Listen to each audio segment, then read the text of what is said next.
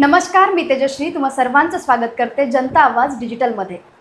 सध्याचा महाराष्ट्रातला सर्वात हॉट टॉपिक जर कोणता असेल तर तो आहे अजित पवार गटाचे आमदार संग्राम जगताप आणि त्यांनी घेतलेली हिंदुत्वाची ठाम भूमिका। आणि याच भूमिकेबद्दल आज आपण बोलणार आहोत। बरीच बार म्हणजे शरद पवार गटाचे आमदार रोहित पवार यांनी संग्राम जगताप 2029 साली भाजपकडून निवडणूक लढणार असल्याचं म्हटलं आहे। थोडक्यात काय तर जगतापांनी लावून धरलेला हिंदुत्वाचा मुद्दा आधी वाद आणि त्यानंतर पक्षांतरापर्यंत पोहोचला। आता संग्राम जगताप यांच्याबद्दल सध्या नेमका कोणत्या वादाची चर्चा सुरू आहे, या वादाची पार्श्वभूमी काय आहे, तसेच अजित पवार यावर काय प्रतिक्रिया देतील आणि त्यांची भूमिका काय असेल हे अगदी थोडक्यात आणि सोप्या भाषेत समजून घेऊया। तर त्याचं झालंय असं की हिंदू मुस्लिम सोयीनुसार एकत्र राहणाऱ्या असणाऱ्या अहिल्यानगर शहरात विधानसभा निवडणुकीनंतर वेगळं आणि थोड्या प्रमाणात तणावाचं वातावरण पाहायला मिळालं। त्याचं कारण होतं ते म्हणजे आमदार संग्राम जगताप यांनी लावून धरलेला हिंदुत्वाचा मुद्दा। त्यातच करमाळ्यात झालेल्या हिंदू जनआक्रोश मोर्चात आमदार संग्राम जगताप यांनी एक वक्तव्य केलं, ज्यामुळे पुन्हा नवा वाद निर्माण झाला। खरेदी करत असताना आपला पैसा, आपली खरेदी आणि आपल्याला जो काही नफा मिळतो तो फक्त आणि फक्त हिंदू माणसालाच झाला पाहिजे असं ठणकावून सांगत जगतापांनी दिवाळीमध्ये केवळ हिंदू विक्रेत्यांकडूनच खरेदी करण्याचं आवाहन जनतेला केलं।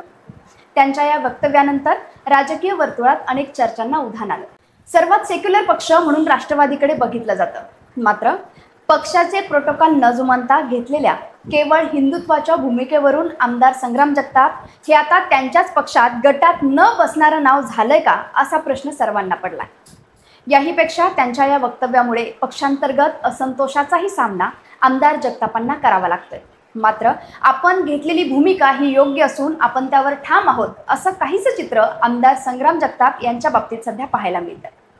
उपमुख्यमंत्री अजित पवार यांनी या बाबतीत आमदार संग्राम जगताप यांना नोटीसही पाठवली होती, ज्यावर जगतापांनी बोलण्यास स्पष्टपणे नकार दिला, ज्यामुळे त्यांच्या पक्षांतराच्या अफवा वाढल्या। आता या पक्षांतराच्या ज्या काही अफवा आहेत त्याला जबाबदार केवळ संग्राम जगताप यांनी केलेली ही विधानच आहेत का, तर अर्थातच याचं उत्तर नाही असं आहे। जगताप कुटुंबाकडे आपण जर बघितलं तर अहिल्यानगरमध्ये अतिशय चांगला जम असलेलं हे एक मातब्बर कुटुंब आहे। जातीय सलोखा टिकवत या कुटुंबाने आजवरचं राजकारण केलं। मात्र 2024च्या विधानसभा निवडणुकीनंतर जिल्ह्याच्या राजकारणापेक्षा राज्याचं राजकारण महत्त्वाचं आहे ही मेक जगतापांनी ओळखली आणि त्यामुळेच राज्याच्या राजकारणात दखलपात्र होण्यासाठी जगतापांनी ही हिंदुत्वाची भूमिका घेतली असल्याचा आरोप विरोधकांकडून आमदार जगतापांवर केला जातोय। आता या सर्वांवर अजित पवारांची भूमिका काय आहे हे पाहूया। राष्ट्रवादी काँग्रेस ही सर्व धर्म समभावाच्या तत्वावर चालते असं अजित पवार यांनी अनेकदा सांगितलं। भाजपच्या हिंदू मुस्लिम ध्रुवीकरणाच्या भूमिकेला देखील त्यांनी वेळोवेळी विरोधच केला। महत्त्वाचं म्हणजे बटेंगे तो कटेंगे अशा घोषणा तसेच नितेश राणे यांची वक्तव्य यांचा पवारांनी नेहमी विरोधच केला आहे।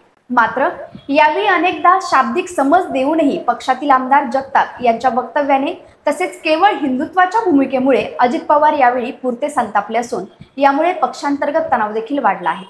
याउलट अहिल्यानगर शहरात मात्र चित्र वेगळं आहे। RSS तसेच इतर हिंदुत्ववादी संघटना कार्यकर्ते यांनी आमदार संग्राम जगताप यांना जाहीरपणे पाठिंबाही दिला आहे। त्यामुळेच खरं तर जगतापांच्या पक्षांतरणाच्या चर्चेला खतपाणी मिळाल्याचं पाहायला मिळतंय।